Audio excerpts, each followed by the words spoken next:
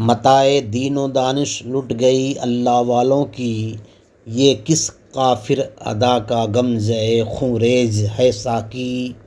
علامہ اقبال فرماتے ہیں کہ اے خداوند تعالیٰ، اللہ والوں کی جو دینی سرمایہ اور ان کے علوم ہمارے پاس تھے، سب انگریزوں کے اشارے پر مجھ سے چھین لیا گیا۔ اب مسلمانوں کو اس سے رغبت نہیں رہا۔ یہ ہم پر ایک ستم ہے۔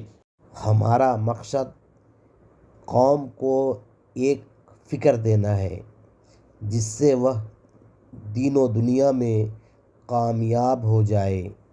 اگر ہمارے چینل کو ابھی تک آپ نے سبسکرائب نہیں کیا ہے تو کر لیں۔ ہم کو اگر دین سیکھنا ہے تو ہمیں بزرگوں کی کتب کا مطالعہ کرنا ہوگا۔